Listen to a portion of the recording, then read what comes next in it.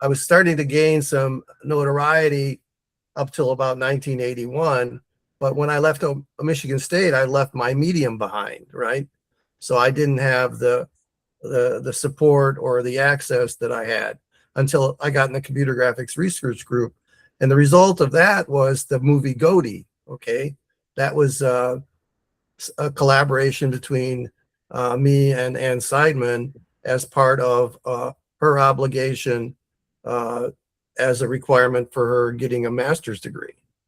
And then after that, I got sucked away to Northern Illinois University to start a computer graphics lab, and that was basically the desert, the cornfields, and it was an uphill battle for 5 years against the oligarchy, and I didn't really do much more than fight local battles, so there was no real press or anything.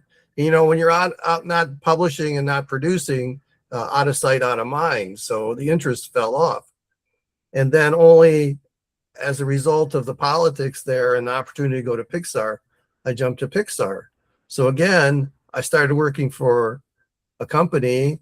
I was there at Pixar 22 months and got laid off, but then I started again, and I was an evangelist. So my job was pushing photorealistic rendering software. But again, I'm going through this to explain that all these early articles, etc., tapered off after I left Michigan State. And then I really wasn't making art, except for the Goaty movie that I contributed to. And at Pixar, I was doing marketing collateral.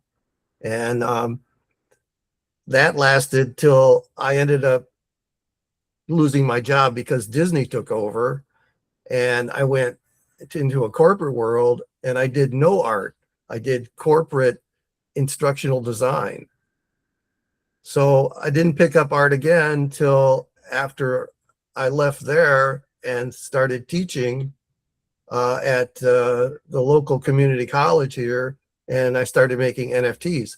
So the reason I'm giving you this bio is that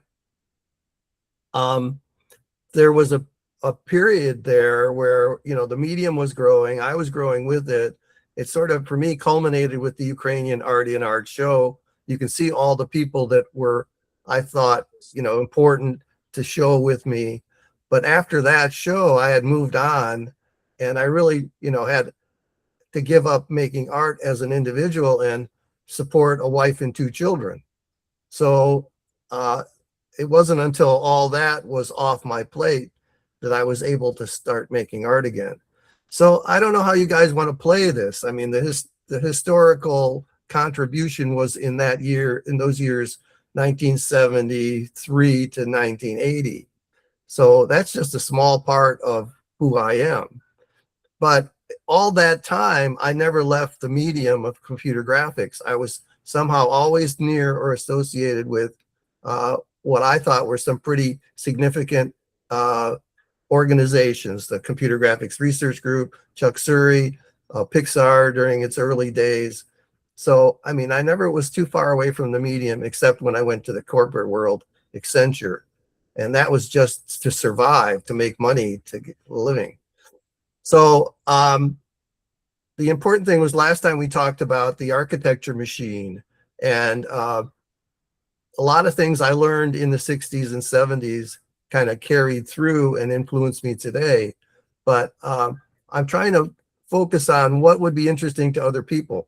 What kind of stories do they want to hear? Do they want to, I could take them in the Wayback Machine, but there's that 40-year gap in the middle that, the whole world evolved around us. I'm at the trunk of the tree of generative art, but, I wasn't, I'm off, my branch kind of comes off the trunk while the tree kept going that way. So that's just my point of view of the whole thing. I like what's happening now. The thing that's confusing to me is, I have this need to make art. I make art, but to what purpose? Is it for my own pleasure, for my own edification? Am I making a contribution? This is where I need, your help and support. I'm making art. It's unique. It's different. I think it is. But is this what people are interested in now? Is this our new direction? Is this where you guys are taking me? Is to share this new Dr. Bill with the world? Sort of just wondering. This is just kind of rambling, wondering.